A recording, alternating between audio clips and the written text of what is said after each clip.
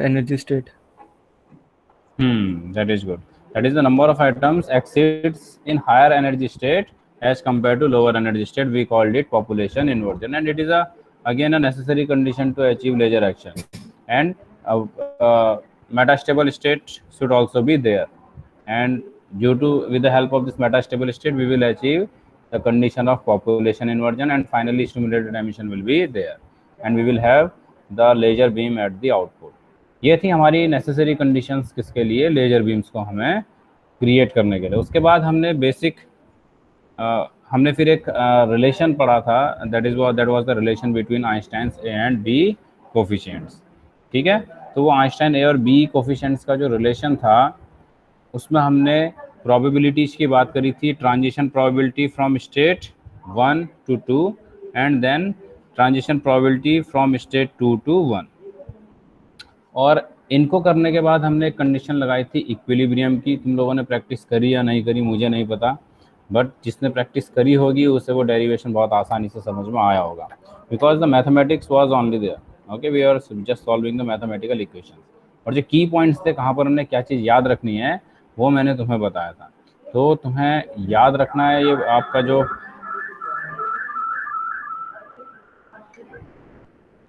Einstein से भी coefficient का रिलेशन है, ये बहुत इंपॉर्टेंट है भाई.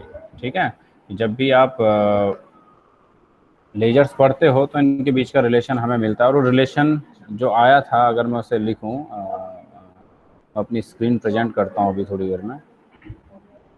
Just wait for a second.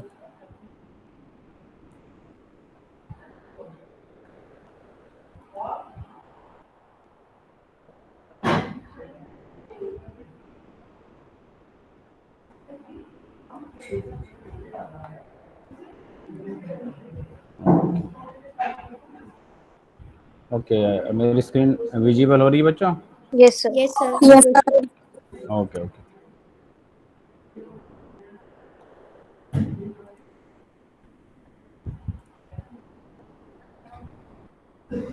Okay, तो हमने अगर हम बात करें, कल हमने जो डेरिवेशन किया था उस डेरिवेशन में हम एक कंडीशन लेकर आए थे, जिसमें हमने क्या निकाला था, पहले यू न्यू की वैल्यू लेकर आए थे. ठीक है, और ये यू न्यू की वैल्यू कितनी आई थी, A21 अपॉन B21. ओके, और ब्रैकेट में था 1 upon e to the power h nu over kt, और यहाँ था -1. ठीक, और ये था, ये हम लाए थे स्टिमुलेटेड एमिशन का कॉन्सेप्ट लेकर. इसके बाद हमने ये आइंस्टाइन ने इस थ्योरी को डेवलप किया. उसके बाद हमने इसे कंपेयर किया था किससे, जो हमारा प्लैंक इक्वेशन फार्मूला है. ठीक है, वो क्या था, u nu equals to 8 pi h nu cube over c cube. ठीक है, याद होना चाहिए. ये मैंने कहा था, ऊपर वाली इक्वेशन तो मैथमेटिकली लेकर आते हैं, लेकिन ये नीचे वाला जो हम ये डायरेक्ट यूज करना है प्लैंक का, ये हमें याद होना चाहिए, है ना. और ब्रैकेट में क्या था, e to the power h nu over k -1. ठीक, तो इस तरह की ये थी, हमने कंपेयर करा, since they both are indicating the energy density and equating the equations, we will have A21 upon B21 equals to 8 pi h cube over c cube. तो यहाँ से पाई कांस्टेंट, h कांस्टेंट, ठीक है, और 8 pi h cube over c cube था. ठीक है, c cube, तो c भी हमारा क्या था, कांस्टेंट. तो फाइनली A21 अपॉन B21 किस पे डिपेंड कर रहा था, it was proportional to nu cube. और न्यू क्या है, दैट इज द फ्रीक्वेंसी और फ्रीक्वेंसी ऑफ इंसिडेंट रेडिएशन. तो यहाँ से हमें ये चीज़ पता लगा, अगर गैप ज़्यादा है, यानी अगर वेवलेंथ कम, एनर्जी लेवल्स के बीच का गैप ज़्यादा है ट्रांजिशन में, तो हमारा स्टिमुलेटेड एमिशन की प्रोबेबिलिटी कम होती चली जाती है. So this was all about. और इसके बाद हमने न्यूमेरिकल भी किए थे, जिसमें हमने पॉपुलेशन रेशियो निकाला था N2 अपॉन N1. ठीक है, तुमने देखा होगा, आसान से न्यूमेरिकल है. न्यूमेरिकल आसान है, फार्मूला बेस्ड है, बट कैलकुलेशन टफ है. अगर कैलकुलेटर नहीं है तो कैलकुलेशन नहीं कर पाओगे, ये याद रखना. फिजिक्स में जो कैलकुलेशन है वो बहुत बड़ी टर्म्स में होता है. Why, because we are using the very big quantities like mass of electron, mass of proton, powers में काम करते हैं. ठीक है, तो द फार्मूला बिकम्स कॉम्प्लिकेटेड. तो फार्मूले में डायरेक्ट वैल्यू पुट करके तो हमारे क्वेश्चंस हो जाते हैं, बट हमें कैलकुलेटर्स को प्रॉपरली यूज करना आना चाहिए. और कितनी जल्दी हम उन कैलकुलेशंस को कर सकते हैं, उस पर डिपेंड करता है हमें कितने मार्क्स मिलेंगे numericals. Okay, so this is all about the yesterday's lecture. तो अभी तक हम लेजर्स का बहुत ब्रीफ इंट्रोडक्शन यहाँ सीख चुके हैं। तो हम आज नेक्स्ट हम लोग टॉपिक को कवर करेंगे। तो आज के स्लाइड में यहाँ पर रन करता हूँ।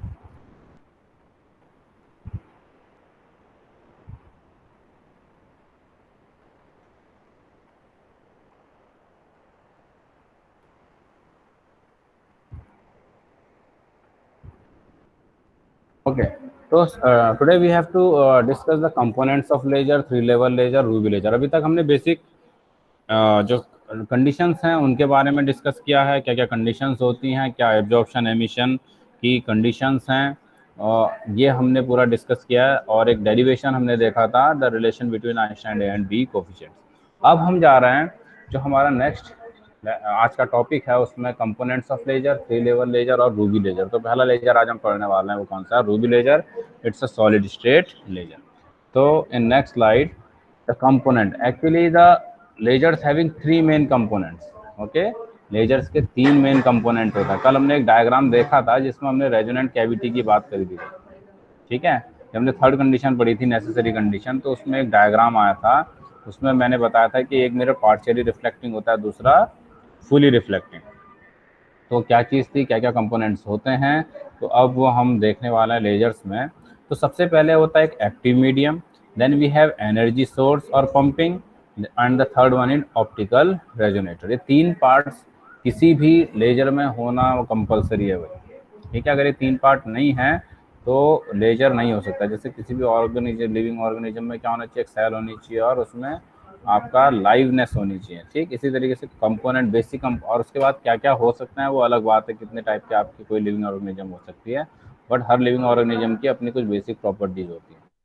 तो इसी तरीके से आप कम लेजर्स हैं, लेजर्स की अपनी कुछ प्रॉपर कंपोनेंट्स होते हैं, जो मेन कंपोनेंट जिन्हें हम कहते हैं वो होने बहुत ज़रूरी है। तो उनमें पहला एक्टिव मीडियम है, दूसरा एनर्जी सोर्स और pumping, the third one is optical resonator और कैविटी। तब फर्स्ट हम लोग देखेंगे इसका डायग्राम। देखो भैया, डायग्राम सबको दिखाई दे रहा है यहाँ पर, ठीक। इस डायग्राम में देखो क्या क्या कंपोनेंट्स हमारे पास हैं। पहला है एक्टिव मीडियम, ठीक है। ये क्या हमारा एक्टिव मीडियम, ये जो हमारी ग्लास की, ठीक है, जिसको मैं ब्लू लाइन से दिखा रहा हूँ, ये पूरा का पूरा क्या है, एक ग्लास या आपकी क्वार्ट्ज की ट्यूब होती है जिसमें हम क्या करते हैं, मटेरियल को रखते हैं। कौन सा मटेरियल होगा जिससे लेजर एक्शन हमें अचीव करना है। ऐसा नहीं कि कोई भी हमने मटेरियल लिया और भर दिया इसमें, ऐसा नहीं होता भाई। लेजर एक्शन के लिए कुछ पर्टिकुलर मटेरियल्स होते हैं, उन्हीं से हमें लेजर एक्शन मिलता है। तो उसे बोलते हैं एक्टिव मीडियम। तो यहाँ हमें इस पर्टिकुलर ट्यूब में हमें एक्टिव मटेरियल्स को फिल करना होता है, ठीक। उसके बाद आता है तुम्हारा दो रिफ्लेक्टिंग मिरर्स हमारे पास हैं। कल भी मैंने देखा था कि हम दिखाया था उस डायग्राम में दो मिरर्स थे, एक था पार्शियली रिफ्लेक्टिंग और दूसरा क्या था आपका फुली रिफ्लेक्टिंग। और तीसरा आता है एनर्जी सोर्स, जो हम एक्सटर्नल सोर्स देते हैं एब्जॉर्प्शन के लिए, यानी हम मटेरियल को एनर्जी प्रोवाइड कर रहे हैं, एटम को एनर्जी प्रोवाइड कर रहे हैं। तो कहाँ से आती है, वो आती है किसी एक्सटर्नल आपका एनर्जी सोर्स से, ठीक। तो इसका मतलब ये तीन कंपोनेंट हमारे पास हैं, एक एक्टिव मीडियम है, दूसरा रेजोनेंट कैविटी है, जो रेजोनेंट कैविटी दो मिरर से बनती है और इन मिरर्स के बीच में हम एक्टिव मीडियम को रखते हैं। और तीसरा होता है एनर्जी सोर्स, जो हमारा यूज होता है पंपिंग प्रोसेस के लिए। पंपिंग प्रोसेस भी हमारे पास है, ठीक। पंपिंग प्रोसेस क्या होती है, किसी एटम को ग्राउंड स्टेट से कहाँ लेके जाना है, एक्साइटेड स्टेट में, उसे हम कहते हैं पंपिंग, ठीक। अभी हम पढ़ेंगे जब आगे, तब मैं तुम्हें बताऊंगा पंपिंग का पूरा क्या क्या हो तरीके होते हैं, कि कितने टाइप की पंपिंग्स रहती हैं। तो ये हमारा बेसिक कंपोनेंट्स थे, पहला एक्टिव मीडियम, दूसरा रेजोनेंट कैविटी और तीसरा एनर्जी सोर्स। और रेजोनेंट कैविटी कैसे बनती है, हम दो मिरर्स यूज करते हैं, एक फुली रिफ्लेक्टिंग होता है, दूसरा पार्शियली रिफ्लेक्टिंग। तो जो लाइट रेज हैं वो पार्शियली रिफ्लेक्टिंग एंड से क्या होती हैं, बाहर एमिट हो जाती है। आए समझ में बच्चों? यहाँ तक किसी को कोई डाउट अभी तक? अब मैंने डिटेल में देखेंगे, ठीक है। अब आता है एक्टिव मीडियम, ठीक। This is the basic material in which atomic transition takes place. When the active medium is excited, it achieves population inversion. तो एक्टिव मीडियम क्या होता है? वो मीडियम्स होते हैं जिनके हेल्प से हम लेजर एक्शन को लेकर आते हैं। यानी इन मीडियम्स के पास क्या होनी चाहिए? कुछ मेटास्टेबल स्टेट्स होनी चाहिए। ऐसा नहीं कि कोई भी मैंने मटेरियल लिया ये XYZ और उसको भर दिया, हमने कहा कि लेजर एक्शन लेकर आते हैं। नहीं, इसके लिए क्या होता है, हमें सेलेक्टिव मटेरियल्स लेने पड़ते हैं। तो जब हम एक्सपेरिमेंट करते हैं तो वहाँ से हमें पता लगता है कि कौन से मटेरियल से हो सकता है। ठीक है, तो ये कुछ पर्टिकुलर मटेरियल्स होते हैं जो जिन्हें जब हम एक्साइट करते हैं, जब उन्हें हम पंपिंग के थ्रू एक्साइट करते हैं, तो उनमें क्या होता है? पॉपुलेशन इन्वर्जन की प्रोसेस होती है। Active medium decides the type of laser. अब हमारे पास बहुत टाइप के लेजर होते हैं। सॉलिड लेजर्स हैं, लिक्विड लेजर्स हैं, गैस लेजर्स हैं, डाई लेजर्स हैं। Okay, we also having metal vapour lasers. ठीक है, इस तरह बहुत टाइप, बहुत कैटेगरी ऑफ सेमीकंडक्टर लेजर्स भी हैं, बहुत कैटेगरी है। तो मेनली हम जैसे सॉलिड, लिक्विड या गैसियस स्टेट की बात कर रहे हैं, तो ये डिपेंड करता है कि मीडियम कैसा ले रहे हैं। अगर सॉलिड मीडियम है then it is called solid laser. If the medium is liquid like dye laser then we called it liquid laser. And the third one is gaseous laser, that means in which the active medium having the gaseous state। तो इसका मतलब active medium ही decide करता है कि laser किस type का होगा। वो गैसियस भी हो सकता है, लिक्विड भी और solid. The active medium also determine the shape, size and output of laser. अब जो एक्टिव मीडियम हम इसमें फिल कर रहे हैं, हर मीडियम की अपनी एक प्रॉपर्टी होती है। हर मीडियम कुछ अपने रेडिएशन एमिट करता है ना, और उसकी मेटास्टेबल स्टेट भी अलग अलग होती है हर मीडियम की। तो उसी के अकॉर्डिंग ये, और किस शेप या साइज में हम उस मटेरियल को ले रहे हैं, ये सारा डिसाइड करता है कि लेजर का आउटपुट क्या होगा। ठीक है, तो लेजर है, लेजर बीम का साइज क्या होगा, उसकी एनर्जी क्या होगी। ठीक है, वो कितनी इंटेंसिटी से बाहर निकलेगी, कितना उसमें टोटल एनर्जी होगी। This is all be decided by active medium. यानी सॉलिड स्टेट लेजर है तो उसके थ्रू अगर हम हीलियम रूबी लेजर की बात कर रहे हैं या NdYG लेजर है, तो दोनों में सॉलिड मीडियम्स आपके यूज़ होते हैं। तो वहाँ पर जो लेजर की प्रॉपर्टी होगी अलग होगी लेजर बीम की। जब हीलियम नियॉन लेजर ले रहे हैं, in that case the property of laser will be different from the previous one. So that means the shape, size and output of laser that depends on the active medium. तो समझ में आया बच्चों active medium क्या है? Active medium वो materials हैं जिनकी हेल्प से हम क्या लेकर आते हैं? Laser action. ठीक है, एक्टिव मीडियम सेलेक्टिव होते हैं, उनमें मेटास्टेबल स्टेट होनी बहुत ज़रूरी है, और एक्टिव मीडियम से ही डिसाइड होता है कि कोई आपका लेजर लिक्विड स्टेट लेजर है या गैसियस लेजर है या आपका सॉलिड लेजर। और आउटपुट में जो हमें बीम मिलेगी, लेजर बीम, उसकी प्रॉपर्टीज भी उस मटेरियल पे डिपेंड करती हैं। तो इसका मतलब सबसे इम्पोर्टेंट प्रॉपर्टी या इम्पोर्टेंट जो कंपोनेंट है लेजर का, वो क्या होता है? Active medium. सही एक्टिव मीडियम हमें चूज करना होता है। अगर सही एक्टिव मीडियम हमने चूज नहीं करा तो हमें लेजर एक्शन नहीं मिलेगा। देन एनर्जी सोर्स और पंपिंग। ठीक है, अब क्या होता है देखो इधर, अब जो हमारे पास एक्टिव मीडियम है उसके अपने जो एटम्स हैं वो कहाँ होंगे? Ground state. अब यहाँ पर हमारे पास है, देखो बनाया हुआ है उन्होंने एक्टिव मीडियम, एनर्जी सोर्स जो हमारे पास है। अब देखो सपोज मैं यहाँ पर ड्रॉ करता हूँ, मेरे पास क्या था? एक इस तरीके से एनर्जी लेवल्स थे। अब एक्टिव मीडियम में मैंने बोल दिया कि चलो ठीक है, मेरे पास मेटास्टेबल स्टेट है। ठीक है, मैंने कहा कि एक्टिव मीडियम, इसका मतलब ये लेजर एक्शन यहाँ से क्रिएट कर सकता है। लेकिन इसके एटम पहले तो कहाँ होंगे? ग्राउंड स्टेट में होंगे ना सभी के सभी। इनिशियली जो एटम्स होंगे वो कहाँ होंगे? ग्राउंड स्टेट में। तो इन्हें मुझे अगर लेजर एक्शन लेकर आना है तो पहले कहाँ पहुँचाना पड़ेगा? मेटास्टेबल स्टेट में, इस तरीके से। तो ये मेटास्टेबल स्टेट में पहुँचेंगे तब जाके हमें पॉपुलेशन इन्वर्जन मिलेगा, यानी N2 ग्रेटर देन N1 की कंडीशन आएगी, और ये आने के बाद हमें फिर स्टिमुलेटेड एमिशन मिलेगा। तो इसका मतलब एक्टिव मीडियम हमारे पास है, लेकिन अगर हम उस एक्टिव मीडियम के एटम्स को एक्साइटेड स्टेट में नहीं पहुंचा पाए तो हमें लेजर एक्शन नहीं मिलेगा। यानी दूसरी जो रिक्वायरमेंट है, there should be a pumping source, जो एनर्जी सोर्स है। पंपिंग का मीनिंग क्या है?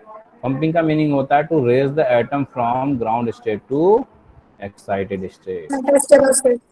ठीक है, हमने लेजर में, लेजर्स की जो टेक्नोलॉजी है वहां पर हमने इस टर्म को बोल दिया, जो एनर्जी एब्जॉर्ब करके एटम कहाँ जा रहा है, एक्साइटेड स्टेट में, इसे बोल दिया पंपिंग। ठीक है, तो इसे याद रखना। पंपिंग क्या है? पंपिंग कुछ कोई बहुत नई चीज नहीं है तुम लोग के लिए। हम लेजर्स में पंपिंग एक नया नाम दिया जब एटम आपका एनर्जी लेकर कहाँ पहुंच रहा है, आपका एक्साइटेड स्टेट में, तो इस प्रोसेस को क्या बोल दिया? पंपिंग। अब ये भाई कई तरीकों से ये एक्साइटेड स्टेट में पहुंच सकता है ना। हम फोन दे दें, इस केस में से क्या बोलते हैं? Optical pumping. मैं दूसरा क्या कर दूं, ये मैं एनर्जी किसके थ्रू दे दूं? करंट के थ्रू दे दूं। जैसे हम लोग फैन या हमारे जो अप्लायंसेस घर में चलते हैं, तब उसे क्या बोलते हैं? Electrical pumping. कई बार क्या होता है, हम मैकेनिकल एनर्जी यूज कर रहे हैं, हम हीट के फॉर्म में यूज कर रहे हैं, तो हम उस वक्त उसे क्या बोलते हैं? Mechanical energy. कई बार केमिकल रिएक्शंस कराई जाती हैं जिससे एनर्जी जनरेट होती है और एटम एक्साइटेड स्टेट में पहुंचता है, तब उसे क्या बोल देते हैं? Chemical pumping. So there are large number of pumpings that will be possible. It may be optical if we are using the photon. If we are using electrical energy, then we call it electrical pumping. If we are using the mechanical energy, then we call it mechanical pumping. If we are using the chemical reactions to generate the energy and to raise the atom to excited state, then we called it chemical pumping. इसके अलावा भी और भी पंपिंग्स हमारी possible हैं। जैसे हम atom से एटम को कोलाइड करा देते हैं, हमारे पास आती है atom atom collision pumping. So there are large number of pumpings which are possible, और जो मेन है वो यही होती हैं, optical, electrical, mechanical, atom atom collision, chemical pumpings. तो तुम्हें याद रखना है। ठीक है, अगर तुम्हें पूछा जाए पंपिंग कौन सी प्रोसेस है, तो मुझे चलो एक बार कौन बताएगा। इधर है तुम्हारा एक सागर हो गया, सुमित, सुमित तोमर। हाँ Sumit, are you there? Yes sir, yes sir. हाँ बेटा, क्या समझ आया पंपिंग से? Yes sir. Sir pumping sir इसलिए यूज की जाती है कुछ रेज करने के लिए एटम को एग्जैक्ट स्टेट में, हाँ, एक्साइटेड स्टेट में, स्टेट पे, या है एटम्स ना। मॉलिक्यूल्स आयंस को हाँ, एग्जैक्ट स्टेट पहुंचाने के ठीक, the process to raise the atom from ground state to excited लिए state, exact state. that is what we call pumping. Okay, that is simply a transfer of energy to the atom at the ground state, and it is and it the type depends the at the type depends on the source of energy we are giving. It may be optical source, it may be electrical source, it may be mechanical source, तो उसके according हम उसे अलग अलग नाम दे देते हैं।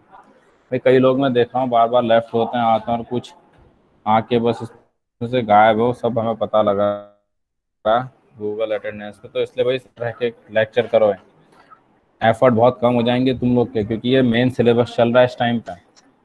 तो इसलिए कोई भी भाई लापरवाही मत करना इसमें। ब्रिज कोर्स नहीं है ये। ब्रिज कोर्स तो एक तरीके से तुम्हारा रिवीजन था और कनेक्शन था to main course, but this is the main course.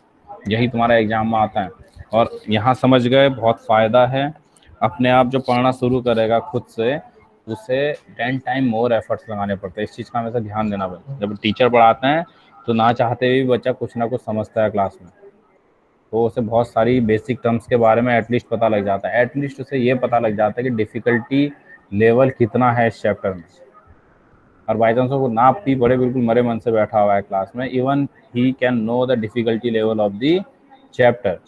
और जब वो खुद घर में बिल्कुल कोई लेक्चर नहीं कर रहा और घर जाके वो खोलेगा ना इन सब चीज़ों को, उसके समझ में नहीं आने लगेगी, क्योंकि जो टेक्स्ट यहाँ पर लिखा हुआ है वो बहुत लिमिटेड होता है। इसके आगे पीछे की बहुत सारी चीज़ें हम लोग तुम्हें बताते हैं, और वो उसी को समझ आती हैं जो क्लास में अटेंटिव रहता है। जो अटेंटिव नहीं होगा वो खुद परेशान रहेगा। ठीक है, तो अपने घर के टाइम को बचाने के लिए, एफिशिएंसी को बढ़ाने के लिए लेक्चर्स को ध्यान से सुनो सभी लोग। जो अभी हैं, जो नहीं होंगे, उन्हें मैं मेल के थ्रू बताऊंगा, जो उन्हें मैं कांटेक्ट करूंगा जो एब्सेंट चल रहे हैं। तो एब्सेंट नहीं चलना भाई, तुम लोग का ही फ़ायदा है, क्योंकि कोरोना की वजह से चीज़ें ऑनलाइन चल रही हैं। जितना मेहनत कर सकते हो कर लो, क्योंकि प्रॉब्लम ये है अभी कुछ भी नहीं पता कब कॉलेज किस तरीके से खुला है या क्या रहे। और अगर खुलेंगे then it will be great. हम लोग फिर फेस टू फेस इंटरेक्शन में पढ़ेंगे तो उसमें बहुत बढ़िया रहता है। But even this is the condition सबके सामने है, तो पढ़ो, इसमें फ़ायदा मिलता है, इससे काफ़ी सारी चीज़ें हम बता रहे हैं, बहुत सारी चीज़ें नहीं होती हैं तो समझ में आएंगी। तो this is the second part, that is energy source और पंपिंग, ये सबको समझ में आ चुका होगा। अब हम जाएंगे नेक्स्ट पार्ट की तरफ। थर्ड पार्ट जो हमारा था रेजोनेंट कैविटी, कल भी मैंने बताया था तुम्हें रेजोनेंट कैविटी के बारे में। अब देखो अगेन वही डायग्राम हमारा खुला।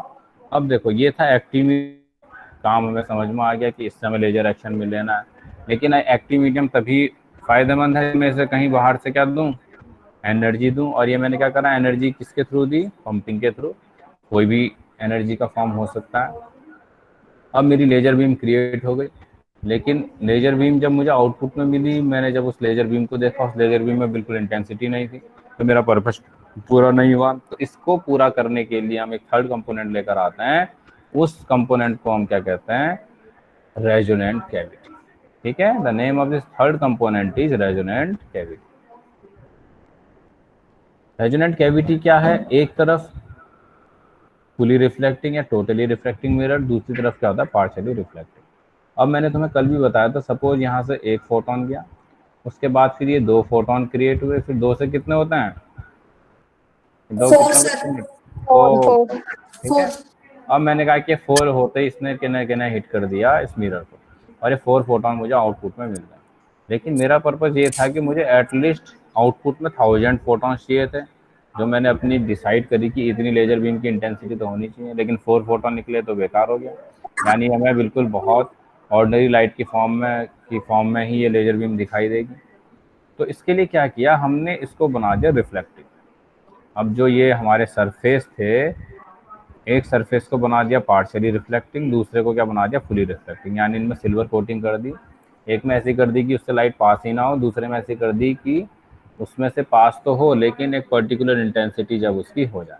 तो यहाँ से क्या हुआ, फोटॉन्स क्रिएट हुए, जैसे ये 4 फोटॉन्स इस पर हिट किए, ये क्या हो गए, वापस आ गए। ठीक है, रिफ्लेक्ट बैक हुए। अब जब ये रिफ्लेक्ट हुए तो ये क्या करेंगे, 4 एटम्स को कहाँ लेकर आएंगे, ग्राउंड स्टेट में। तो इसका मतलब फिर हमारे क्या बने 8 फोटॉन, फिर हमारे क्या बने 16, फिर 16 ने इसको हिट करा हमारा टोटली रिफ्लेक्टिंग को, फिर ये वापस आए, फिर ये हमारे 16 से 32, 64, फिर 100 तुम्हारा 8, इस तरीके से ये बढ़ता चला गया। ठीक है, बहुत तेज़ी से ये वैल्यू हमारी क्या चले जाएंगी, बढ़ते चले जाएंगे। और लास्ट में क्या रहेगा, एक पर्टिकुलर कंडीशन ऐसी, ये रिफ्लेक्शंस चलते रहेंगे भाई, म्यूचुअली ये बढ़ते चले जाएंगे, एक से दूसरे में, फिर पहले में, फिर दूसरे में, फिर पहले में, इस तरीके से। और जब इतनी इंटेंसिटी इसकी हो जाए कि अब ये इस पार्शियली रिफ्लेक्टिंग को क्या कर जाए, क्रॉस, तो ये लेजर बीम हमें आउटपुट में मिल जाती है और हमारा पर्पस पूरा हो जाता है। यानी थर्ड कंपोनेंट भी बहुत ज़्यादा इंपॉर्टेंट है, अगर ये नहीं होगा तो लेजर हमें बीम नहीं मिल पाएगी। तो इसका मतलब ये 3 कंपोनेंट तो किसी भी लेजर में होने ही होना है। इसका मतलब उसमें पहला तो एक्टिव मीडियम जरूर होगा, दूसरा उसमें ऑप्टिकल रेजोनेंस क्रिएट करने के लिए पंपिंग जरूर होगी, और ऑप्टिकल रेजोनेंस क्रिएट करने के लिए हमारे पास क्या होना चाहिए, we should have totally reflecting mirrors and partially reflecting mirrors at the both and.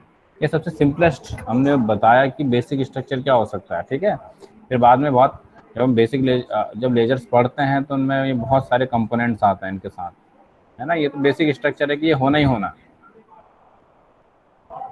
तो यहाँ पर जो लिखा हुआ है the optical resonator consist, optical resonator किसे बोला, जो ये हमारा क्या रखा है, 2 रिफ्लेक्टिंग मिरर्स रखा है और इनके बीच में जो मीडियम। तो जो हमारे पास जो optical resonator consist of 2 reflecting mirrors R1 and R2, mirror R1 is fully reflecting while the mirror other mirror is partially reflecting. The active material is placed between them. इनके बीच में हम एक्टिव मटेरियल्स को रखते हैं।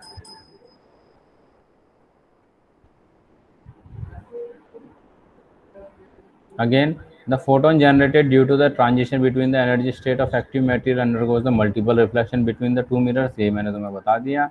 As the photon bounce back and forth between the 2 mirrors, the intensity of light is increased enormously. ठीक है, बहुत तेजी से ये intensity होती है। Within a second, millions of photons will be generated.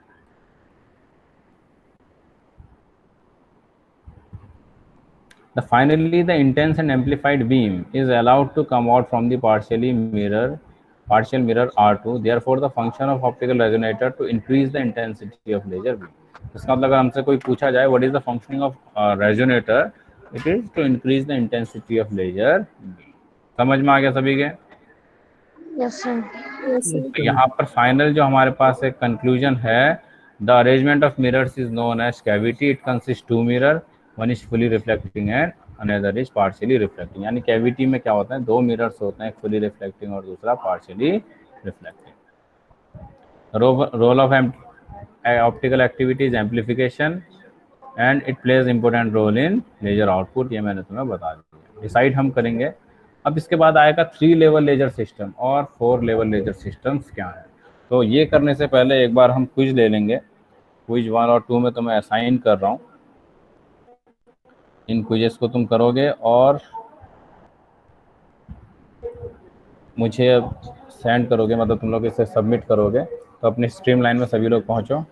Stream line में तुम्हें मैं जो क्विजेस हैं इन्हें असाइन कर रहा हूँ. पहले क्विज 1 करोगे, then you have to attempt quiz 2.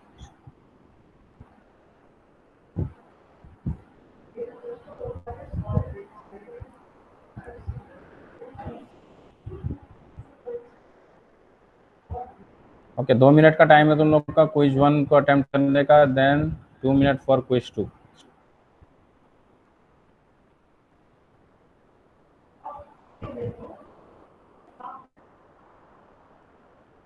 Okay. In your streamline, now I am sending quiz 2.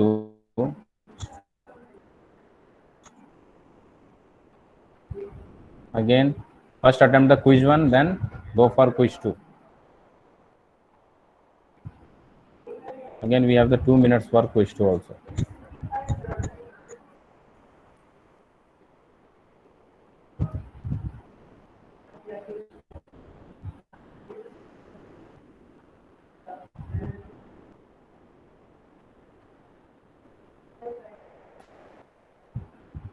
Okay, students, I have sent it in your streamline, so it is there.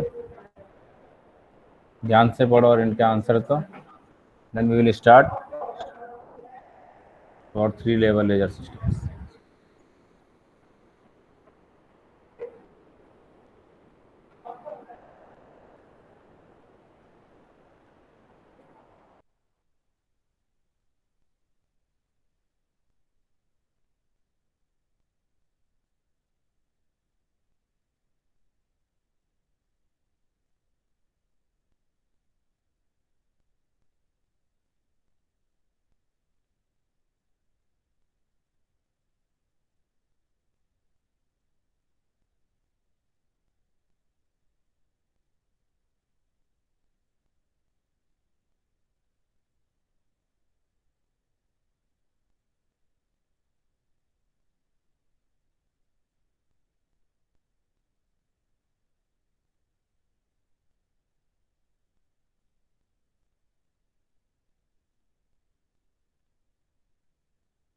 Done sir.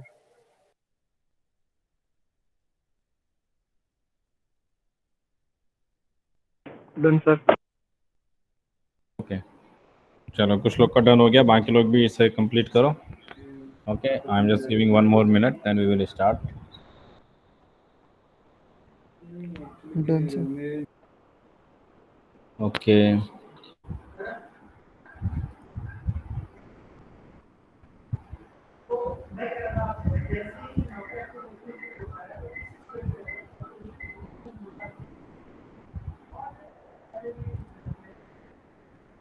Excuse me sir. हाँ बेटे बोलो. Sir अगर हम college जाएंगे तो sir syllabus की books मिल जाएंगी वहाँ से? कॉलेज क्या बुक्स का बेटा पता करके बताऊँ में, ठीक है. अभी कॉलेज आने दे रहे हैं या नहीं आने दे रहे, ठीक है. भाई बुक्स तो यहाँ अवेलेबल बहुत है लाइब्रेरी में. अब यह है कि अभी वो दे रहे हैं या नहीं दे रहे, इसका मैं बता के तुम्हें पूछ के तुम्हें बताऊँगा, ठीक है. कल परसों में बता दो. कोई नहीं, बुक्स तो मिल जाएंगी तुम्हें, हो जाएगी इसका कोई अरेंजमेंट, कोई दिक्कत नहीं. अभी फिलहाल जो हम ये पीपीटीज वगैरह दे रहे हैं इनको ध्यान से पढ़ो, क्योंकि इनमें कंप्लीट सिलेबस है, ठीक है. हर लेक्चर में कम से कम हमने काफ़ी जो थ्योरी है उसको अच्छे डायग्राम्स के साथ पीपीटी बनाई हुई है। तो ये तुम्हारे सिलेबस का ही मतलब कंप्लीट सिलेबस है एक तरीके से। जी तो बाकी सर, बुक्स इससे वगैरह से ये रहता है, बहुत डिटेल में पढ़ना चाहोगे वो हो जाएगा, कोई प्रॉब्लम, लेकिन ये भी एग्जाम पॉइंट ऑफ व्यू से सफिशिएंट है। Okay sir. लेकिन बुक से पढ़ो, ज़्यादा नॉलेज कई बार ऐसी चीज़ें पढ़ने को मिलती हैं जो ऑनलाइन भी देखो बहुत सारा है, लेकिन कई बार बहुत कॉम्प्लिकेटेड फॉर्म में होते हैं ऑनलाइन में, है ना, समझ नहीं आते। तो ये सिंपलेस्ट वन है। ओके, सो अब हम लोग स्टार्ट करेंगे दोबारा से। मैं अपनी स्क्रीन प्रेजेंट कर रहा हूँ दोबारा से।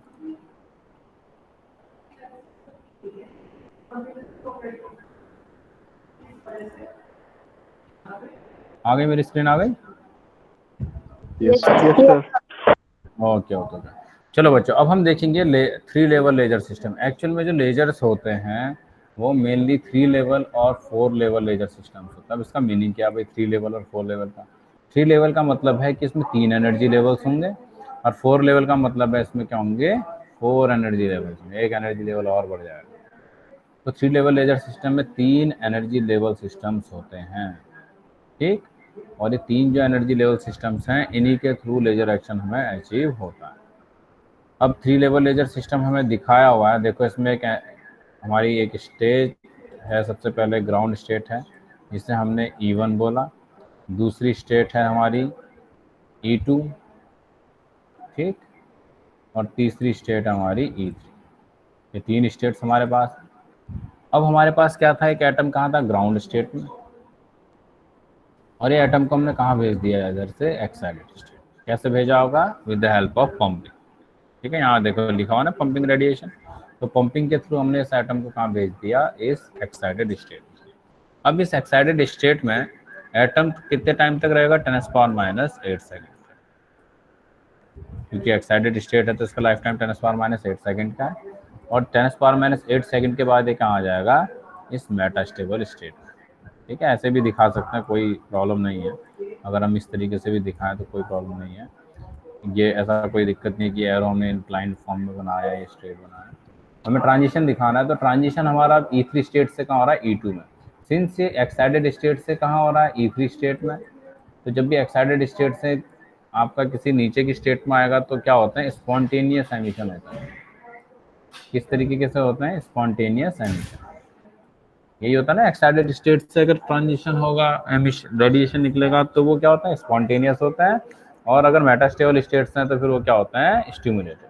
देखो यहाँ पर लिखा हुआ है स्पॉन्टेनियस, और इसमें एक और टर्म लिखी हुई है रेडिएशन लेस। रेडिएशन लेस का मतलब क्या है, कि जो रेडिएशन तो क्रिएट होगा, लेकिन वो रेडिएशन आउटपुट में नहीं होगा, मटेरियल के अंदर ही वो एब्जॉर्ब हो जाएगा, ठीक है। मटेरियल उसे अपने अंदर ही एब्जॉर्ब कर लेगा उस रेडिएशन को। तो इसे क्या बोलते हैं हम, रेडिएशन लेस ट्रांजिशन। अब ये यहाँ पहुंचा। अब E2 स्टेट जो है, E2 स्टेट में क्या स्टार्ट होगा तुम्हारा, पॉपुलेशन इन्वर्जन, क्योंकि E2 स्टेट क्या है हमारी, मेटास्टेबल स्टेट है। मैंने क्या बताया, सबसे पहले क्या होनी चाहिए मीडियम में, मेटास्टेबल स्टेट। मेटास्टेबल स्टेट होने के बाद क्या होगा, पंपिंग की हेल्प से फिर हम क्या अचीव करेंगे, population inversion, N2 greater than N1। और जब ये पॉपुलेशन इन्वर्जन की कंडीशन हमें मिल जाएगी तब हमें मिलती है क्या, लेजर एक्शन। इसके बाद स्टिमुलेटेड एमिशन स्टार्ट होगा। अब ये जो आपके एटम्स हैं यहाँ कलेक्ट होते चले गए और एक कंडीशन ऐसी आई, ये जो E2 में एनर्जी स्टेट में एटम्स हैं वो क्या करते हैं, E1 के एनर्जी नंबर ऑफ एटम से क्या कर जाता है, एक्सीड, यानी N2 ग्रेटर देन N1 की कंडीशन हमें मिल जाती है। तो पहला फोटोन हमें यहाँ से मिलता है।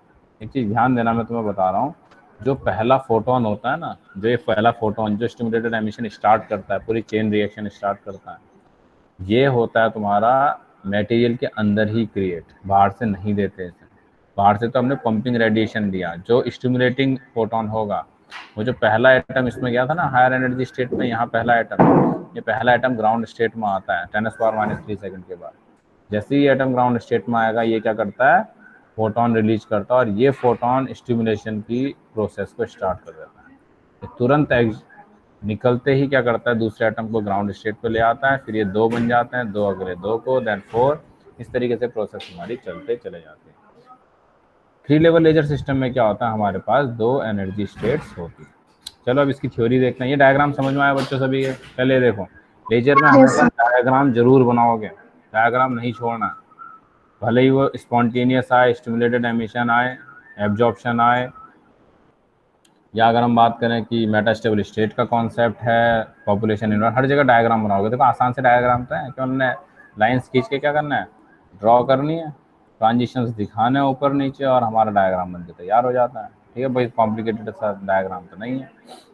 तो अब इसके बाद थ्योरी देखें। इसकी थ्योरी में मैं तुम्हें ऑलमोस्ट बता चुका हूँ, आगे हम पढ़ते हैं और क्या क्या इसमें थ्योरी में दिख रहा है। इन्हीं पॉइंट्स को धीरे धीरे ये क्या करेगा, एक्सप्लेन करेगा। इन 3 लेवल लेजर सिस्टम,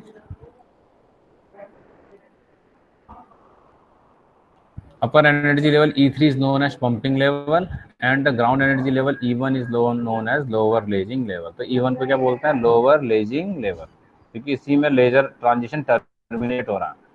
क्या हो रहा है, देखो इसमें लेजर ट्रांजिशन टर्मिनेट हो रहा है ना E2 से, कहाँ जा रहा है आपका, इस E1 में, इसलिए इसे क्या बोलते हैं, लोअर लेजिंग लेवल। और E3 को क्या बोला इसने, पंपिंग लेवल। क्यों, क्योंकि E3 में जो एटम्स हैं आफ्टर पंपिंग वो पहुंच रहे हैं, पंपिंग करके वो कहाँ पहुंच रहे हैं, E3 में, तो इसलिए हमने इसे क्या बोला, pumping level. The intermediate excited state is called upper lazing level and it's life time is 10⁻³ second. अब देखो E2 को क्या बोला, अपर लेजिंग लेवल। इसका क्या मीनिंग निकला, क्योंकि यहाँ से लेजर एक्शन स्टार्ट हो रहा है और टर्मिनेट हो रहा है किसमें, E1 में, तो इसको अपर लेजिंग लेवल बोला और नीचे वाले को लोअर लेजिंग लेवल। तो अपर लेवल लेजिंग आपका इसका मतलब क्या है, जो E3 जो स्टेट है, एक्साइटेड स्टेट है, अपर एक्साइटेड स्टेट, इसका लाइफ टाइम होता है 10⁻⁸, और मेटास्टेबल स्टेट का कितना है, 10⁻�3, जो यहाँ पर क्लियरली हमें इंडिकेट किया है। ओके, अब देखो इधर, initially the atomic population in ground state E1 is maximum. मैंने आपको बताया था ग्राउंड स्टेट में हमेशा नंबर ऑफ एटम्स मैक्सिमम होते हैं। When the atoms in ground state subjected to an intense radiation of pumping, a large number of atoms that is originally in ground energy state E1 are pumped to the upper energy level E3। Starting में मैंने तुम्हें बताया कोई भी system हो वहाँ पर atom कहाँ रहेंगे, they will be lie on the ground state। Most of the atom, large number of atom that will be lie on the ground state, but as we giving the pumping energy, they will go to the excited level, that is E3, and they will rapidly absorb the radiation and will continue to raise to level E3, and at some time the population decreases rapidly in state E1, in which it will be increased in upper excited state, and then after 10⁻⁸ second it will, these atoms will come down to E2 state। ये E3 में पहुंचे तो सही, लेकिन यहाँ पर collect नहीं हो पाते। क्यों नहीं कलेक्ट हो पाते, क्योंकि E3 का लाइफ टाइम बहुत कम है, 10⁻⁸ सेकंड का, इसलिए कहाँ आता है, 10⁻⁸ सेकंड के बाद ही नीचे आता है। तो collection of atom upper state E3 में नहीं होता, वो पहुंचने के बाद 10⁻⁸ सेकंड के बाद कहाँ आते हैं, E2 में। यानी जितने भी एटम E2 E1 से गए थे E3 में, वो कहाँ E3 से E2 में आके कलेक्शन उनका स्टार्ट हुआ, कौन सी स्टेट में, E2 state. When the atoms in ground state are subjected to intense, ठीक, ये हमने देख लिया। अब next point, the excited state E3 is a short lived state, therefore atoms cannot remain for longer time। मैंने अभी तुम्हें बताया कि जो E3 स्टेट है शॉर्ट स्टेट है, तो एटम्स लॉन्ग टाइम तक यहाँ नहीं रह पाते। Some of these pumped atom makes spontaneous transition and come to level E2। ठीक है,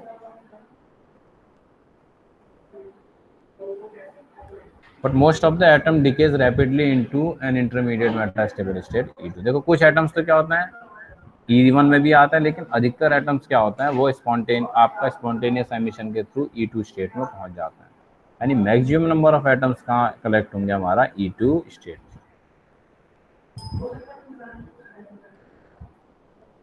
The transition from E3 to E2 is radiationless or non-radiative। In this transition the energy converted to the system as a heat। मैंने अभी तुम्हें बताया था starting में कि जो इस स्पॉन्टेनियस एमिशन में जो भी एमिशन क्रिएट होगा वो मटेरियल अपने अंदर ही एब्जॉर्ब कर लेगा, और जब वो हीट, रेडिएशन का एक्चुअल में हीट है, एनर्जी है, जब वो एनर्जी को एब्जॉर्ब कर रहा है तो उसका मतलब उसका टेम्परेचर इंक्रीज होगा। तो ये किस फॉर्म में, क्या ये सिस्टम को क्या कर देगा, हीट अप कर देगा। ठीक है, क्योंकि इससे हीट बाहर नहीं निकल पाती। एनर्जी अगर हीट बाहर निकल जाएगी then it will comes to its normal temperature, but it is absorbing that radiation, that its temperature will increase and the system will be heated. उसके बाद क्या होगा हमारा, अब इसके बाद मेन प्रोसेस स्टार्ट होती है. As the energy level E2 is long-lived, the atomic population in metastable E2 goes to increase gradually, while the atomic population in ground level E1 goes decreasing. अब क्या था, जो मैक्सिमम एटम्स थे वो कहाँ पहुंच गए तुम्हारा E2 स्टेट में, क्योंकि यहाँ कलेक्शन स्टार्ट हो गया. और इस ग्राउंड स्टेट में एटम्स क्या हो गए, कम हो गए. सपोज यहाँ बहुत सारे एटम्स हो गए, लेकिन आपका ग्राउंड स्टेट में ये एटम्स कम हो गए. तो यही हुआ, यानी N2 की वैल्यू N1 से क्या हो गई, बड़ी हो गई. इसका मतलब हमें पॉपुलेशन इन्वर्जन क्या हो गया, अचीव. सर स्पॉन्टेनियस एमिशन से तो ग्राउंड स्टेट में जाता है ना, नहीं, ऐसा नहीं है. Atom metastable state higher state से अपना लोअर स्टेट में आएगा. ठीक है, जरूरी नहीं है ग्राउंड स्टेट हो. तो हम अभी तो हमने सिंपल जो स्टार्टिंग में पढ़ा था, हम ये मान के चले कि 2 लेवल है, लेकिन ऐसा नहीं होता. किसी भी सिस्टम में बहुत सारे एनर्जी लेवल्स होता है. ठीक है, तो ट्रांजिशन कहीं भी हो सकता है. जब बोर्स एटॉमिक मॉडल देखा है तुमने, हाइड्रोजन स्पेक्ट्रम पढ़ा है, लाइमन बामन सीरीज वगैरह, उनमें बहुत सारे एनर्जी लेवल्स होते हैं ना. जब लाइमन सीरीज की बात करते हैं, जो ट्रांजिशन टर्मिनेट होगा कहाँ से, यस सर, यस, है ना, वो किसी भी स्टेट से आ सकता है. और इस तरीके बामर सीरीज में अलग टर्मिनेशन होता है, लाइमन पास्चन में अलग रहता है, और बहुत सारे एनर्जी लेवल्स होते हैं. तो इसी तरीके से हर मटेरियल में एटम के बहुत सारे एनर्जी लेवल्स हैं. वो तो केवल एक सिंबॉलिक को बताने के लिए कि क्या होता है स्पॉन्टेनियस एमिशन, की जब एटम एक्साइटेड स्टेट में जाए फिर वापस आ जाए 10⁻⁸ सेकंड के बाद, तो उसे हम क्या बोलते हैं, स्पॉन्टेनियस. यहाँ पर क्या कर रहा है, यहाँ E3 स्टेट से कहाँ आ रहा है, E2 में आ रहा है, ये भी स्पॉन्टेनियस है. कुछ आए हैं वो E3 से E1 में भी आए हैं, लेकिन वो बहुत कम फोटॉन्स होता है, नेग्लिजिबल होता है. मैक्सिमम जो ट्रांजिशन होता है E3 से E2 में. देखो ये भी अपने आप में अलग फिजिक्स होती हुई है, किस तरीके से ट्रांजिशन होता है. ठीक है, इस फिजिक्स को बोलते हैं एटॉमिक एंड मॉलिक्यूलर फिजिक्स, हम MSc लेवल पर पढ़ते हैं. तो यानी ये भी बहुत सेलेक्टिव रूल होता है. हर लेवल से किसी भी लेवल पर ट्रांजिशन हो ऐसा ज़रूरी नहीं होता. इसके भी कुछ सिलेक्शन रूल्स होते हैं, कुछ पर्टिकुलर ट्रांजिशन ही पॉसिबल होता है. ठीक है, फिलहाल अभी हमारा वो फील्ड ऑफ इंटरेस्ट नहीं है, that is a different physics. अभी हमें देखना है कि जो एटम्स हैं वो एक्साइटेड स्टेट में जा रहे हैं E3 में, उसके बाद एक मेटास्टेबल स्टेट E2 पड़ी बीच में, उसमें आके ये एटम्स कलेक्ट हो गए, और फाइनली क्या हुआ, इसमें हमें पॉपुलेशन इन्वर्जन की कंडीशन अचीव हो. अब इसके बाद क्या हुआ, because of the continuous pumping, more and more atom accumulate in upper level E2, so we will achieve the population inversion between state E2 and E1. अब E2 और E1 में क्या आ गया, हमें population inversion की condition मिल गई. Now the photon of E2 minus E1 H nu initiate the stimulated laser transition. मैंने कहा था जो पहला आपका क्या आएगा, ट्रांजिशन होगा, वो क्या करेगा, स्टिमुलेटेड एमिशन को स्टार्ट कर देगा. तो 3 लेवल सिस्टम. अब इसका ड्रॉबैक क्या है भाई, अब इसका मेन ड्रॉबैक क्या है कि इसमें बहुत हमें हाई पंपिंग एनर्जी प्रोवाइड करानी पड़ती है. ऐसा क्यों होता है, क्योंकि यहाँ पर देखो E2 से कहाँ ट्रांजिशन एलिमिनेट हो रहा है, ग्राउंड स्टेट में. कहाँ हो रहा है, ग्राउंड स्टेट. अब जब ग्राउंड स्टेट में होता है तो देखो जैसे ही एक बार स्टिमुलेटेड एमिशन स्टार्ट होता है ना, तो ये बहुत तेज़ी से एटम्स ग्राउंड स्टेट पर आना स्टार्ट करता है. ठीक, तो क्या होता है, रैपिड डिके होता है E2 से E1, और ये अल्ट्रा फास्ट प्रोसेस होती है भाई स्टिमुलेटेड एमिशन की. और ये जैसे ही क्या होगा, एकदम से एटम यहाँ, अभी तक तो पॉपुलेशन इन्वर्जन था, N2 ग्रेटर था N1 से, लेकिन जैसे ही हमारा स्टिमुलेटेड एमिशन स्टार्ट हुआ, ये यहाँ पर नंबर ऑफ एटम्स बढ़ना शुरू हो गए, और एक कंडीशन ऐसी आ जाएगी कि N1 ग्रेटर देन हो जाएगा N2 से, और जैसे ही ये कंडीशन आई, लेजर एक्शन हमारा बंद हो जाएगा. क्योंकि हमने ये चीज़ कहा है कि जो नंबर ऑफ पॉपुलेशन इन्वर्जन बहुत ज़रूरी है, number of atoms excited state में ज़्यादा हो as compare to ground state. तो इसलिए हमें क्या करें, जैसे ही यहाँ पर ये एटम्स आएँ, इन्हें हमें क्या करना है, हायर स्टेट में पहुँचाना है. अब जब एक साथ बहुत सारे एटम्स आएंगे तो उतने ही फोटॉन्स मुझे देने पड़ेंगे, यानी उतनी ही लार्ज अमाउंट ऑफ एनर्जी मुझे इसे देनी पड़ेगी. इसका मतलब 3 लेवल लेजर सिस्टम में पॉपुलेशन इन्वर्जन अचीव करने के लिए हमें बहुत लार्ज अमाउंट की एनर्जी खर्च करनी पड़ती है भाई. तो हम ये इस टाइप के लेजर्स का, जो 3 लेवल लेजर सिस्टम्स होते हैं, ये इनका मेन ड्रॉबैक है. क्यों, क्योंकि हमारे एटम्स कहाँ आ रहे हैं, ग्राउंड स्टेट पे, मेटास्टेबल से. तो ग्राउंड स्टेट में बहुत तेज़ी से नंबर ऑफ एटम्स बढ़ेंगे, तो पॉपुलेशन इन्वर्जन की कंडीशन क्या हो जाएगी, ख़त्म।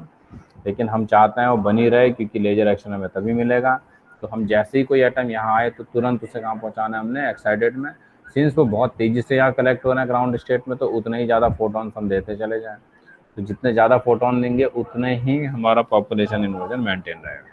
तो लेजर एक्शन तो हमें मिला, लेकिन हमें कॉम्प्रोमाइज़ करना पड़ा कि हमें ज़्यादा एनर्जी देनी पड़ी। तो इस ज़्यादा एनर्जी की वजह से क्या होता है, एपरेटस में हीटिंग इफेक्ट आ जाता है। तो वो बहुत हमारे क्या होता है, एक बड़ा ड्रॉबैक क्रिएट करते हैं।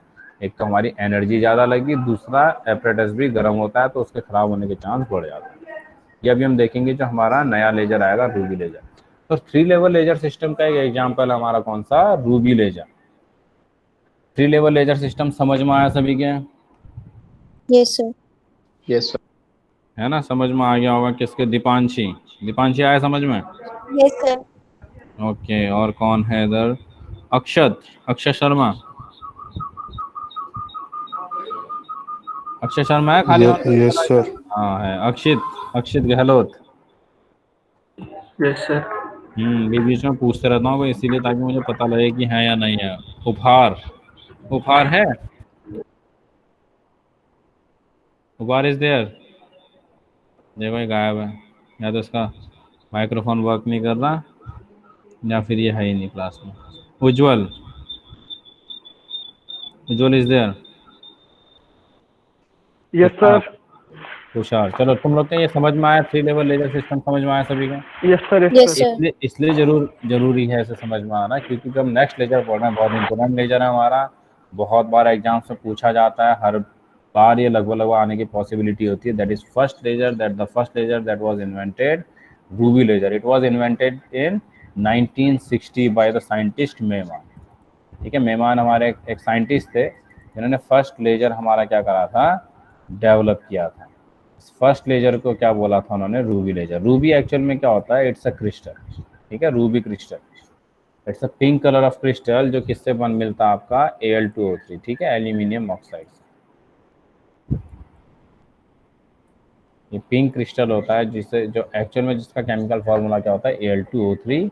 इसको बोलते हैं हम रूबी, रूबी क्रिस्टल। ठीक है, तो जो फर्स्ट लेजर बना इस क्रिस्टल से बना था, रूबी से, so that's why it is called ruby laser। और ये क्या, since the solid material is used, it is a type of solid laser। इसका टाइप है, ये सॉलिड लेजर का टाइप है। It consist of a pink Ruby cylinder, यानी जो पिंक रूबी क्रिस्टल होता है उसे हमें सिलेंड्रिकल फॉर्म में रखा। Whose ends are optically flat and parallel.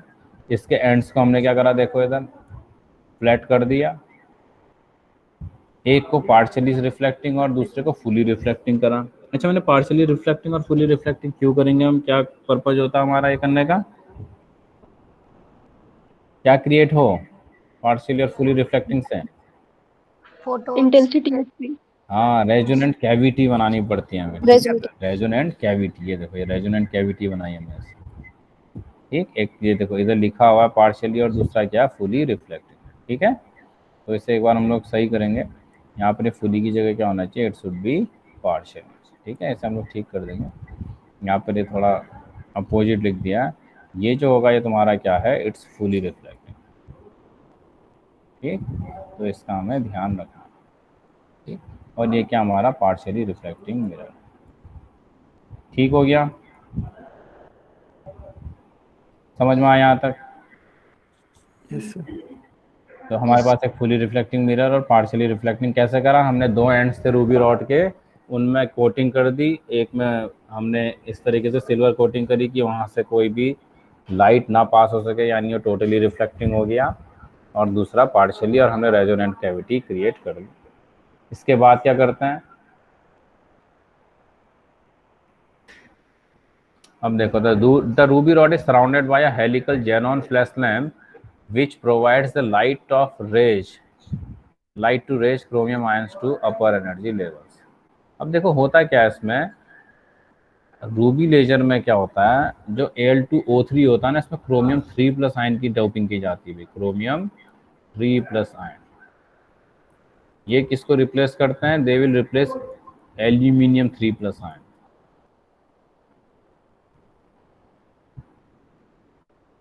ठीक है, एक्चुअल में क्या होता है, Al2O3 है जो हमारा Al2O3, इसमें क्रोमियम ऑक्साइड यानी Cr2O3 की डोपिंग की जाती है। और जब ये डोपिंग हम करते हैं तो ये क्रोमियम आयन किसको रिप्लेस कर देते हैं? एल्यूमिनियम, यानी क्रोमियम 3+ आयन किसे रिप्लेस करेंगे? एल्यूमिनियम 3+ आयन, क्योंकि यहाँ पर एक्टिव मीडियम कौन प्रोवाइड करने वाला है? ये क्रोमियम 3+ आयन ही करने वाला है, क्योंकि Al2O3 रूबी रॉड की अपनी कोई भी मेटास्टेबल स्टेट नहीं होती। तो अब हमें जब एक्साइटेड स्टेट में एटम को पहुंचाना है तो हमें क्या करनी पड़ती है? पंपिंग। क्या करनी पड़ती है? पंपिंग। और ये पंपिंग यहाँ पर हम कौन सी यूज कर रहे हैं? हम यूज कर रहे हैं ऑप्टिकल पंपिंग। ये बहुत बार क्वेश्चन आता है भाई कि रूबी रॉड में या आपका रूबी लेजर में कौन सी पंपिंग होती है? कौन सी पंपिंग है? Optical pumping. और किसकी हेल्प से यूज करते हैं हम? Xenon flash lamp. किससे करते हैं? Xenon flash lamp. ये जो दिख रहा है ना तुम्हें, देखो स्पाइरल यहाँ पर, ये जो मैं पिंक कलर से ड्रॉ कर रहा हूँ, ये दिख रही है ना स्पाइरल सा, जैसे तुमने CFL बल्ब होता है ना स्पाइरल टाइप में घरों में दिखता है ना, ऐसी स्पाइरल टाइप में तुम्हारे जेनॉन फ्लैश लैम्प होता है। और इसके बीच में इस ग्लास ट्यूब को रख देते हैं, जिसके अंदर क्या रखा हुआ है? रखी हुई हमारी रूबी रॉड। ठीक है, ग्लास ट्यूब है और इसके अंदर क्या रखी हुई है? हमारी रूबी रॉड। समझ में आया? ठीक है, ठीक। तो दूसरा कंपोनेंट भी हमें मिल गया। पहले तो रेजोनेंट कैविटी बनाई, दोनों एंड्स को हमने रब किया, फिर दूसरा हमने क्या करा? दोनों जेनॉन फ्लैश लैम्प इसमें लगा दिया। ठीक, ये देखो, ये इसका पूरा डायग्राम है रूबी लेजर का, पार्शियली रिफ्लेक्टिंग और फुली रिफ्लेक्टिंग। हमें ध्यान रखना है यहाँ पर, ये हमारा पार्शियली रिफ्लेक्टिंग है और ये क्या? फुली रिफ्लेक्टिंग, इसमें अपोजिट आ गया है, तो इसका ध्यान रखना। अब एक और चीज़ होती है, इसमें कूलिंग सिस्टम यूज करते हैं वो। मैंने ये बताया था 3 लेवल लेजर सिस्टम है ये रूबी लेजर। तो 3 लेवल लेजर सिस्टम में क्या प्रॉब्लम होती है? हीटिंग इफेक्ट, इसमें हाई पंपिंग एनर्जी हमें देनी पड़ती है। तो इस सिस्टम को ठंडा रखने के लिए हम क्या करते हैं? देखो यहाँ पर ये बनाया हुआ है इसने, यहाँ पर हमने क्या दिया? कूलिंग सिस्टम दिया। ये रहा, यहाँ से कूलेंट गया और इस पूरे सिस्टम में रहा। जो भी हीट हुई तो ये कूलेंट ने इसे क्या कर दिया? ठंडा कर दिया। उसके बाद क्या आया? गर्म होकर यहाँ से बाहर निकलेगा, फिर ये साइकिल चलते चलेगी। तो हमेशा कूलिंग इफेक्ट देने के लिए ये चीज़ हमारी रहती है। तो ये कॉइल इसके चारों तरफ इस तरीके से हम इस पूरा कूलिंग सिस्टम को रखते हैं कि जो भी हीट हो, एक कूलिंग सिस्टम इसको एब्जॉर्ब करके बाहर कर दे। अगर ऐसा नहीं होगा तो पूरा सिस्टम हमारा क्या हो जाएगा? डैमेज। ये समझ में आया तुम्हें डायग्राम? Yes sir. है एक रूबी रॉड है, वो ग्लास ट्यूब के अंदर रखी हुई है। उस रूबी रॉड के दोनों एंड्स को हमने क्या कर दिया? रब कर दिया। एक पार्शियली रिफ्लेक्टिंग एंड बना, दूसरा फुली रिफ्लेक्टिंग एंड बना। और हमें क्या मिला उसके बाद? लेजर बीम मिलेगी, लेकिन उसके लिए हमें क्या करना पड़ेगा? Optical pumping. उस ऑप्टिकल पंपिंग के लिए हमने क्या यूज करी? Xenon flash lamp. और सिंस ये 3 लेवल लेजर सिस्टम है और सॉलिड लेजर है, तो इसमें हीटिंग इफेक्ट ज़्यादा होता है, क्योंकि हमें हाई पंपिंग एनर्जी देनी पड़ेगी। तो इस हीटिंग इफेक्ट को कंट्रोल करने के लिए हम क्या लगाते हैं? Cooling system. अब इसके बाद आता है बेटा वर्किंग। ठीक है, इसकी क्या है? वर्किंग। अब देखो वर्किंग में क्या है, की पॉइंट्स हमें जो याद रखना है। पहली चीज, इसमें कौन सी पंपिंग यूज होती है? कौन सी पंपिंग यूज करते हैं हम इसमें? Optical pumping sir. ठीक है, हाँ, ऑप्टिकल पंपिंग करते हैं जेनॉन फ्लैश लैम्प से। दूसरा, इसमें हमें एक कूलिंग सिस्टम भी यूज करना होता है। अब मेन बात आती है जो मटेरियल हम यूज कर रहे हैं वो किस तरीके से है। अब जो मटेरियल हमने कहा था कि Al2O3 यूज कर रहे हैं, जिसे हमने क्या बोला? Ruby crystal, aluminium oxide. इसमें 0.05% मिलाते हैं भाई, बहुत कम क्वांटिटी है। 0.05 कितना हुआ? यानी 1000 अगर मैंने ग्राम का क्या लिया? एल्यूमिनियम ऑक्साइड, तो 0.1 क्या ले लिया मैंने उसमें? क्रोमियम, 1 ग्राम, यानी बहुत कम अमाउंट होता है किसका? क्रोमियम ऑक्साइड का। लेकिन इसके बाद भी बिलियंस ऑफ एनर्जी स्टेट्स आती है। ठीक है, हमारे लिए कम क्वांटिटी है, लेकिन जब एटॉमिक लेवल पर जाते हैं तो it's a very large amount. तो क्या करते हैं ये क्रोमियम 3+ आयन क्या करते हैं? एल्यूमिनियम 3+ आयन को रिप्लेस कर देते हैं। तो ये हमने क्या करी? इम्प्योरिटी मिलाई। ठीक, किसमें? रूबी क्रिस्टल में। इस इम्प्योरिटी को मिलाने से क्रोमियम की मेटास्टेबल स्टेट इसके अंदर इंट्रोड्यूस हो गई। ये जो E2 स्टेट है क्रोमियम की, क्या? Metastable state. ठीक हो गया? तो ये याद रखना है किस रेशियो में? 0.05 रेशियो में। कीवर्ड्स हैं तुम्हें याद रखना है। पहला थी कि एक्टिव मीडियम क्या होता है? Active ion, it's chromium 3 ion. और किस में हम डोप कर रहे हैं? एल्यूमिनियम ऑक्साइड में। कितनी क्वांटिटी में? 0.05%। The crystal is in the form of cylindrical rod which is 2 to 20 centimetre in length. यानी ये बहुत बड़ी रॉड नहीं होती रूबी क्रिस्टल की, वो कितनी होती है 2 से लेकर 20 सेंटीमीटर की लेंथ की डिपेंड करती है, और इसका डायमीटर बहुत स्मॉल होता है 0.1 to 2 सेंटीमीटर। 0.1 कितना हुआ, यानी 1 मिलीमीटर, ठीक है, 1 मिलीमीटर से 2 सेंटीमीटर तक के डायमीटर में हम इसे लेते हैं। अब देखो इसका सिंप्लीफाइड एनर्जी लेवल डायग्राम हमें दिखाया हुआ है। इस एनर्जी लेवल डायग्राम में मैंने बताया था कौन सा लेवल लेजर सिस्टम होता है, 3 level laser system, E1, E2 और E3। मैंने क्या करा, एक पंपिंग सोर्स से एनर्जी लेकर आया, ऑप्टिकल पंपिंग हम दे रहे हैं। इस ऑप्टिकल पंपिंग ने जो एटम ग्राउंड स्टेट पे थे इन्हें कहाँ पहुंचा दिया, E3 स्टेट में। कहाँ पहुंचाया, E3 E3 स्टेट। स्टेट में। लेकिन स्टेट क्या है, शॉर्ट लिव्ड स्टेट। हमने 3 स्टेट लेवल लेजर में भी देखा था, यहाँ पर भी शॉर्ट लिव्ड है, तो यानी 10⁻⁸ सेकेंड। जैसे यहाँ पर नहीं है तो तुम लोग अपने जब नोट्स करो बनाओगे या लिखोगे तो तुमने इन्हें यहाँ पर दिखा देना है भाई, ठीक है, अच्छे नंबर मिलने के लिए बढ़िया रहता है। जैसे मेटास्टेबल स्टेट लिखा है तो 10⁻³ लिख दो उसमें, ठीक। तो यानी शॉर्ट लिव्ड स्टेट से एटम कहाँ आता है, ग्राउंड स्टेट। और याद रखना हम इस बार जो पंपिंग के लिए फोटोन दे रहे हैं उसकी वेवलेंथ हमें पता हो कितनी, 5500 एंगस्ट्रॉम। तो लिखोगे इसे, ठीक है, 5500 एंगस्ट्रॉम। तो ये कितनी होती है, 5500 एंगस्ट्रॉम। तो इतनी एनर्जी की फोटोन आता है जो पंपिंग करके एटम को कहाँ पहुँचाएगा, E3 स्टेट में। E3 के बाद ये कहाँ जाएंगे, हमारा स्टेट E2 में, और E2 स्टेट में हमें क्या मिलेगा, पॉपुलेशन इन्वर्जन। ठीक हो गया, क्योंकि ये क्या है, एक मेटास्टेबल स्टेट।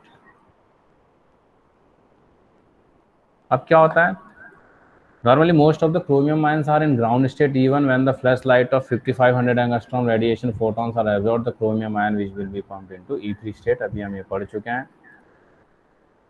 इसके बाद क्या होता है, the excited ion gives up by the collision and part of their energy to the crystal lattice and decay to metastable state। यानी ये जो एक्साइटेड आयंस होते हैं क्रिस्टल के अंदर ही कोलिजन करते हैं और अपनी एनर्जी ट्रांसफर करके कहाँ आ जाते हैं, उसको दे के क्रिस्टल को, ये एनर्जी स्टेट E2 में आ जाते हैं।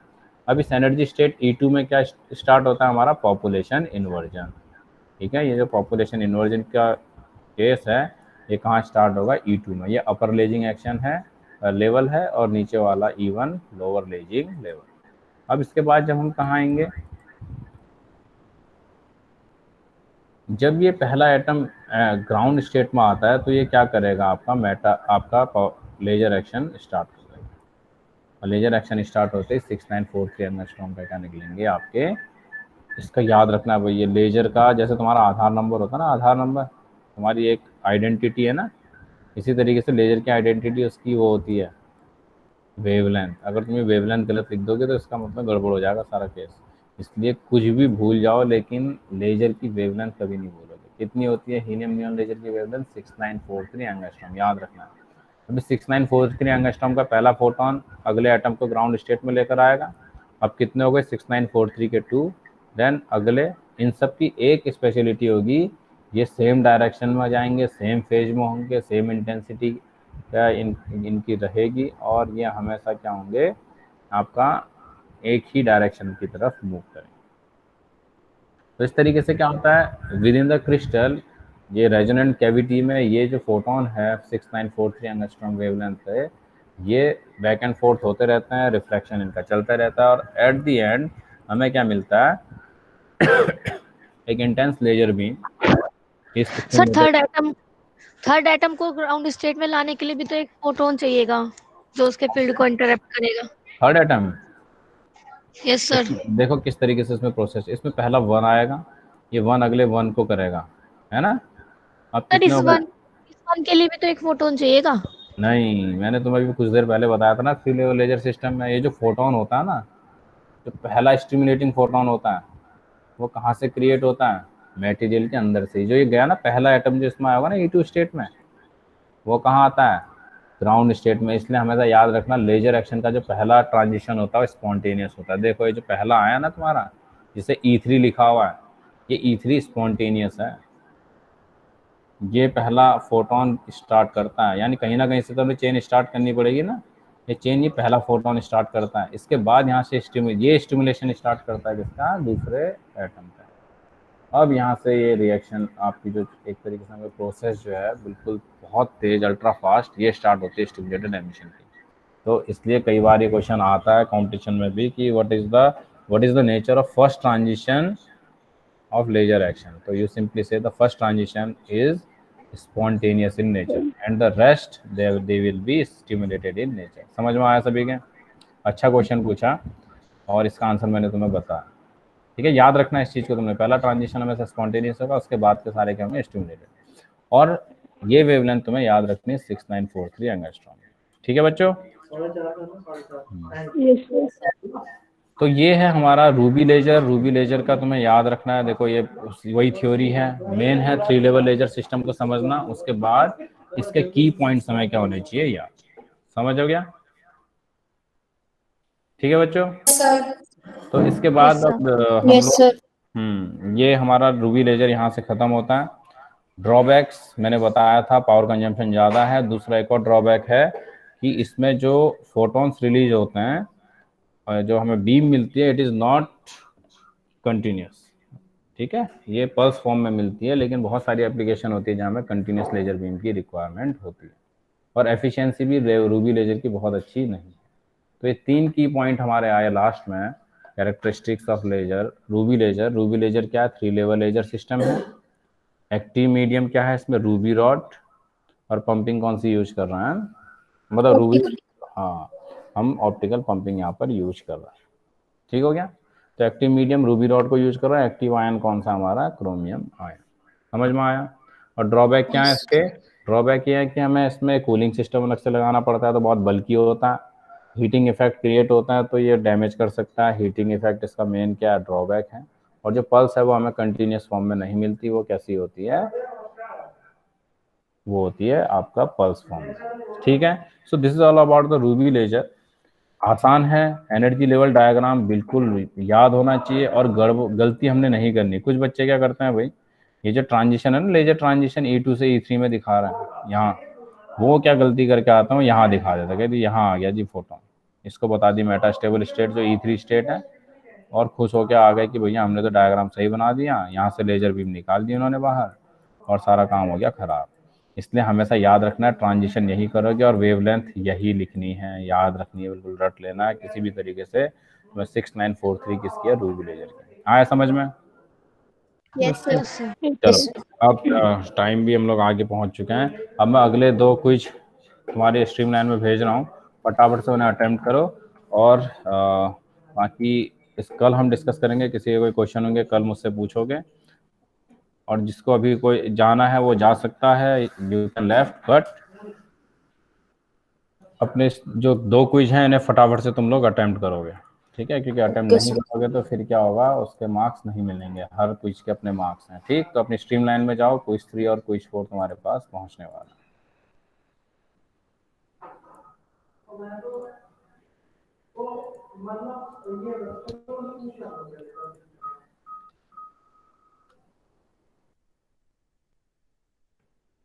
बेटे अगला क्विज मैंने असाइन कर दिया है तुम्हें, फटाफट से अपने स्ट्रीमलाइन में जाओ, 2 मिनट का टाइम है, ऐसे अटेम्प्ट करो,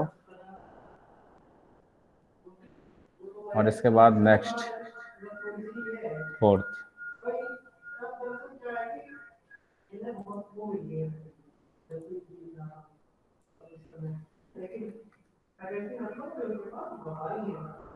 ठीक है बच्चों, अगला भी मैंने तुम्हें भेज दिया है, तो इसे अपने स्ट्रीमलाइन में देखो और सब लोग इसे करना स्टार्ट करो।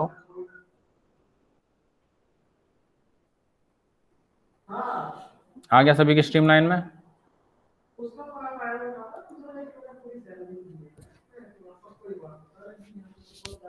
Okay, so this is all for today's lecture. We have revised the 3 level laser system and Ruby laser, so we will go for 4 level laser system and helium neon laser for tomorrow's lecture.